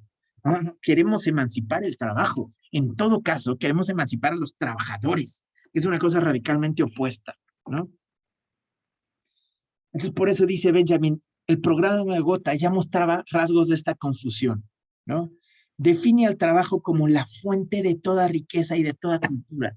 Dicen en el programa de Gotha, el trabajo es la fuente de toda riqueza. Este es el primer punto del programa de Gotha y es el primer punto que critica Marx en este texto que les digo que se llama Glosas marginales al programa del Partido Socialdemócrata Alemán, Partido Obrero Alemán creo que se llama, que se publica canónicamente como crítica al programa de Gotha. Y lo que dice Marx en ese texto es, no se confundan, el trabajo no es la fuente de toda riqueza. La naturaleza es fuente de toda la riqueza, el valor de uso, y el valor de uso es el que constituye la riqueza verdaderamente material. No se trata de que el trabajo produzca riqueza, el trabajo produce riqueza en el capitalismo. Pero cuando tú dices el trabajo es fuente de toda riqueza, lo que estás haciendo es cómplice del modo de producción capitalista. Le dice Marx a sus colegas y le dice Marx al programa de Gotha, súper críticamente. Y Benjamin lee ese texto de Marx y lo recupera.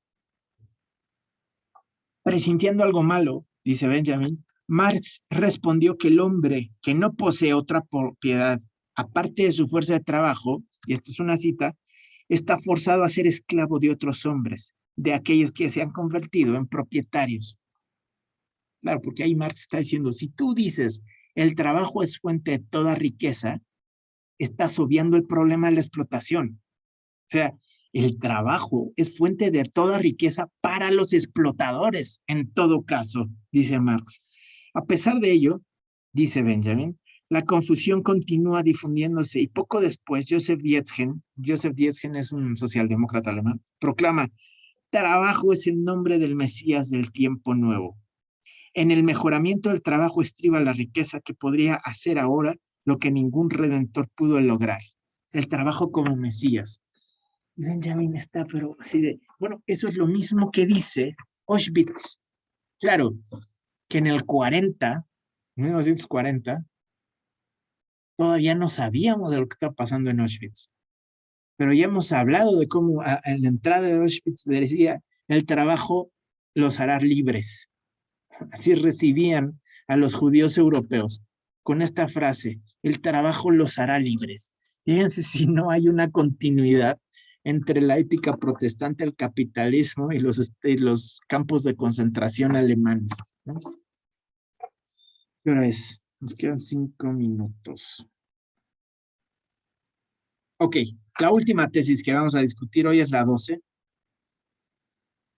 porque empieza con un epígrafe de un texto que ya leímos de Nietzsche, ¿no? De usos y abusos de la historia para la vida. Pero vean la lectura marxosa que hace Benjamin de Nietzsche. El pedacito que cita es este, necesitamos la historia, este es el epígrafe, ¿no? Que sale de Nietzsche, pero de otra manera, de como la necesita el ocioso exquisito en los jardines del saber. ¿Se acuerdan cuando leíamos esto en Nietzsche? Nietzsche dice, claro que se necesita la historia, pero no como los eruditos. La historia no sirve como sirve la historia para los eruditos, que se atascan de lectura de libros y se empachan como una víbora después de tragarse 2 conejos enteros, ¿no? Para eso no sirve la historia, sirve para otra cosa. Y entonces, fíjense lo que dice Benjamin. El sujeto del conocimiento histórico es la clase oprimida misma cuando combate. ¿Mm? ¿Quién es el que conoce la historia? Es la clase oprimida cuando lucha. En el proceso de la lucha está el conocimiento histórico. ¿Mm? Esta tesis está invitando a la praxis. A diferencia de la tesis que había sido la 10, que lo que hace es, a ver, ponle pausa. Este es el momento teórico. Ponle pausa a la acción y reflexiona sobre el progreso, la confianza en la base de masas y el desarrollo de las fuerzas productivas. Eso es lo que había hecho la tesis 10. En la tesis 12 lo que está diciendo, ¿quién conoce la historia? La historia la conocen los oprimidos cuando luchan, no cuando escriben sobre la historia o cuando la interpretan, sino cuando luchan. En Marx aparece como la última clase esclavizada, como la clase vengadora, que lleva a su fin la obra de la liberación en nombre de tantas generaciones de vencidos. Esta conciencia que por corto tiempo volvió a tener vigencia con el movimiento Spartacus, Rosa Luxemburg y sus secuaces, ha sido siempre desagradable para la socialdemocracia. La socialdemocracia ve para abajo a los marxistas revolucionarios, ¿no? En el curso de 30 años, ha logrado borrar casi por completo el nombre de un Blanqui, cuyo timbre metálico hizo temblar el siglo pasado. Blanqui es, como saben, uno de los revolucionarios de la Comuna de París. La socialdemocracia quiere borrar los aspectos revolucionarios del marxismo, ¿no? Se ha contentado con asignar a la clase trabajadora el papel de redentora de las generaciones futuras. ¿Qué es lo que hace la socialdemocracia? Piensa en liberar a los que no han nacido, a las generaciones futuras, cortando así el nervio de su mejor fuerza, dice Benjamin. A ver, que la fuerza no viene de emancipar una generación futura en abstracto, dice Benjamin. La fuerza viene en vengar a las generaciones caídas, ¿no? En esta escuela, la clase desaprendió lo mismo el odio que la voluntad de sacrificio. Pensando en las generaciones futuras, dice Benjamin, la clase se desaprendió el odio. El odio, como ustedes saben, es una pasión fuerte. O la socialdemocracia se encarga de limar el odio, ¿no? a los opresores y también limar la voluntad de sacrificio, pues ambos se nutren de la imagen de los antepasados esclavizados y no del ideal de los descendientes liberados. La idea de Benjamin es las pasiones fuertes, ¿no? Odio y voluntad de sacrificio, se nutren de un compromiso con los muertos, más que con ganas de liberar a los descendientes futuros.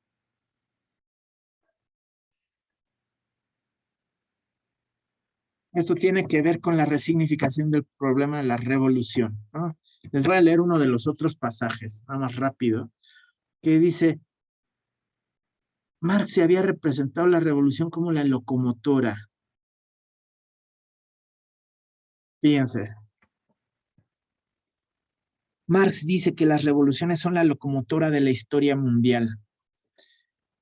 Y aquí está la resignificación que hace Benjamin, pero tal vez se trata de algo por completo diferente. Tal vez las revoluciones son el manotazo hacia el freno de emergencia que da al género humano que viaja en ese tren.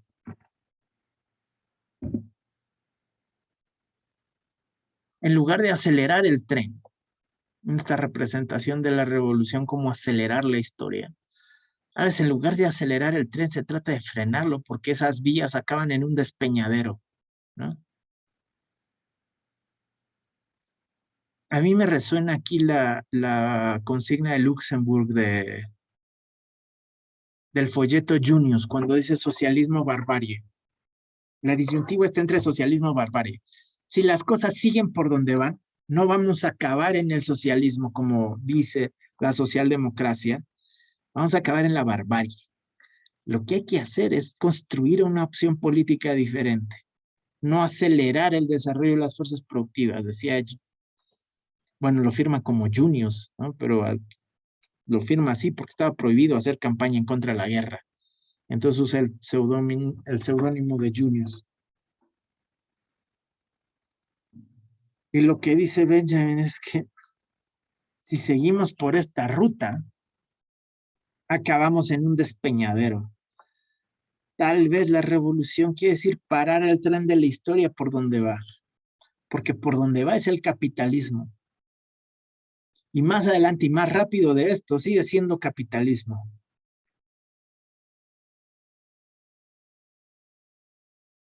Entonces, en todo caso, lo que habría que hacer es frenar el tren de la historia. Adelante, Maya. Es que estaba leyendo a otro sujeto que se llamaba Rick Roderick, que habla de que el verdadero peligro está, pues, en que las condiciones dejen de agravarse, ¿no? O sea, en que las condiciones dejen de hacerse agudas y que nos conduzcan al socialismo. Y que entonces el peligro es que logren amoldarse y que sea, pues, como el estadio final, ¿no? O sea, que dejen de contradecirse y que se acomoden bien para que sigamos funcionando dentro del capitalismo. Y no sé, eso me vuelve a conducir otra vez a Fukuyama con lo del último hombre, porque pues, no sé, me parece que va por allí, ¿no? O sea, que de verdad esta sea la última fase histórica y que no necesariamente tengamos como pues ya definido si vamos a llegar como sin quererlo o de cualquier forma vamos a llegar al socialismo, ¿no? O sea, eso está así, creo, me da miedito. Está bueno, ¿no? Estaba leyendo a Anselm Jappe, no sé si lo ubican a este Jappe, es un alemán. Me parece que tiene temas interesantes. Y lo que dice Jappe es como que lo que yo veo es que como que actualiza la disyuntiva de Luxemburg, ¿no? Si Luxemburg había dicho socialismo o barbarie, lo que Jappe dice es, está en nuestras manos decir si el capitalismo es la última palabra de la humanidad o si construimos otra salida, ¿no?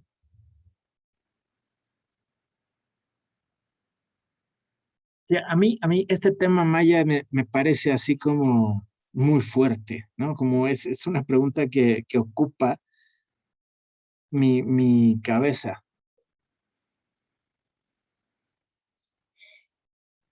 Porque, digamos, en un análisis estrictamente, digamos, con la terminología estricta o ortodoxa de las condiciones objetivas y subjetivas, ¿no? Como que uno pensaría, se llama Anselm Yape Miguel, lo escribo aquí. Y el texto que estaba leyendo se llama Las aventuras de la mercancía.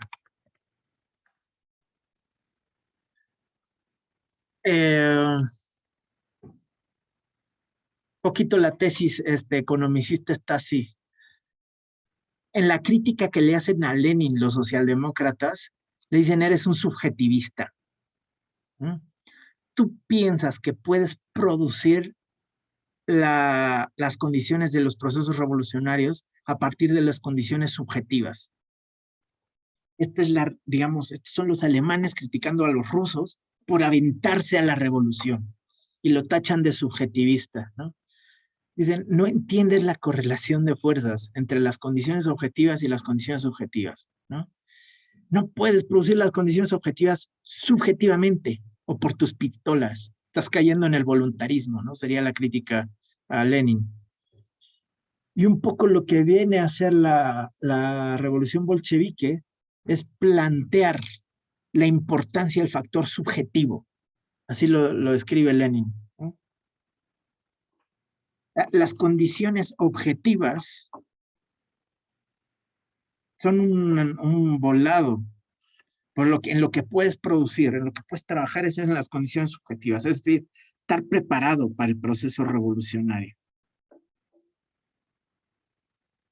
O sea, hay banda que piensa en que si se agudizan las contradicciones del capital, van a estar las condiciones objetivas puestas para el proceso revolucionario. Y yo me pregunto, ¿qué tanto más se pueden agudizar las contradicciones del capital? O sea, vamos a decir, como que la teoría socialdemócrata era las condiciones objetivas van a producir por reflejo, básicamente, porque es un efecto superestructural, las condiciones subjetivas. Y sin embargo, lo que hemos visto a lo largo del siglo XX es que las condiciones objetivas están siempre ahí. O sea, las condiciones objetivas están siempre ahí. El capitalismo es una mierda siempre, ¿no? Y cada vez peor.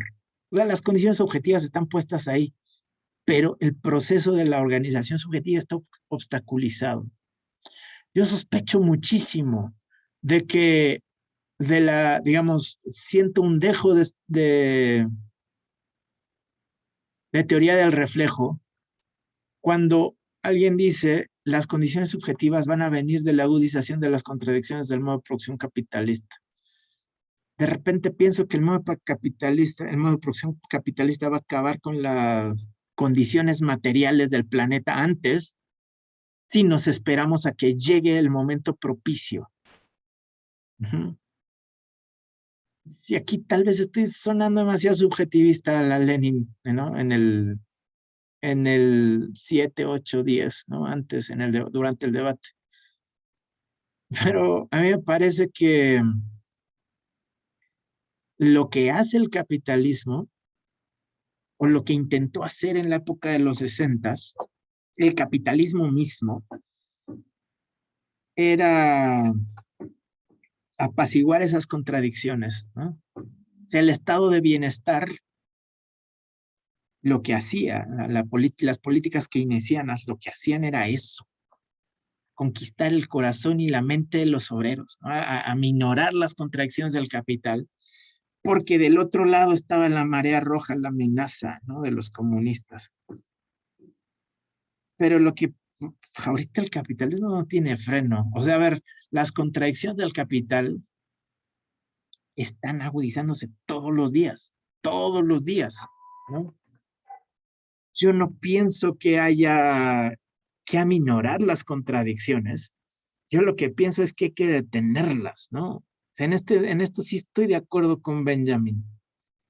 No pienso que la política de Benjamin o lo que propone Benjamin se desprenda en una política reformista.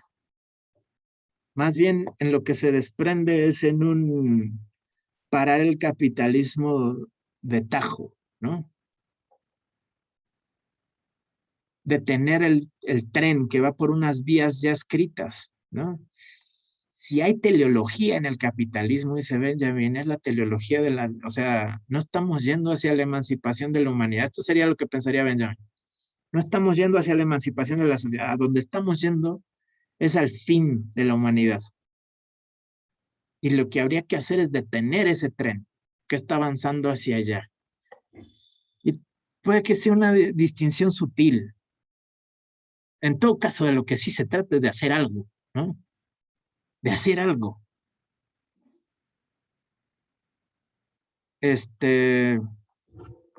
Al respecto.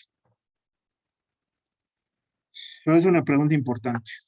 Bueno, compañeros, ya es hora. Los dejo ir. Ya están puestos los espacios para las entregas de los trabajos finales. Les voy cuando ustedes se entreguen, no te preocupes, no se preocupe. Cuando ustedes se entreguen, yo voy a hacer una lista, ¿no? Esto decía al principio de la sesión. Voy a repartir las entregas para que puedan hacer la revisión de pares. Recuerden que necesitamos el video en equipos, ¿sí? Necesitamos la entrega del ensayito y necesitamos, después de entregar el ensayito, la lectura y revisión del ensayo del par, contestando y llenando el documento, la rúbrica. Ajá. Y se tienen que tomar muy en serio la rúbrica porque si no, no sirve el ejercicio, ¿no? Ustedes tienen que ver si el compañero hizo lo que acordamos que había que hacer, ¿no? Yo voy a revisar cuando ustedes me entreguen la rúbrica, voy a revisar lo que ustedes dicen del trabajo y el trabajo, ¿no? Para que no sientan que... y tómense en serio la rúbrica, por favor, de esto se trata, ¿no? La rúbrica sirve, a todo mundo le sirve. Y saber qué contiene la rúbrica también le sirve a todos los que van a estar intentando hacer el ensayo, porque saben que eso es lo que tiene que tener su trabajo. Les digo, yo estoy haciendo un salto de fe. Es la primera vez que voy a calificar así y me han dicho que es mucho mejor a que yo califique y les diga número tal, número tal, número tal. Aunque se aprende más. Vamos a ver si es cierto. Vamos a ver si es cierto. Bueno, compañeros, nos vemos. Ánimo, ánimo. Conrado Maya, ánimo, ánimo. Estuvo muy chido la clase, gracias, profe. Gracias a ustedes, la pasé re bien este semestre. Les agradezco la atención, las preguntas, la participación. Esto fue filosofía de la historia, ¿verdad? Bueno, el semestre que entra, con toda probabilidad voy a dar filosofía política y voy a ensayar un programa en corrientes. Vamos a revisar liberalismo, anarquismo y marxismo, materialismo histórico. Como las tres corrientes políticas más relevantes de los últimos 2 siglos, ¿no? 2, 3 siglos. Pues ojalá y se animen a entrar a ese curso. Que estén muy bien, hasta luego. Adiós, muchas gracias. Pido. Bye. Bye, bye, gracias a ustedes. Gracias, profesor, gracias. Les agradezco a ustedes, les agradezco. Chao. Muchas gracias. Gracias a ti.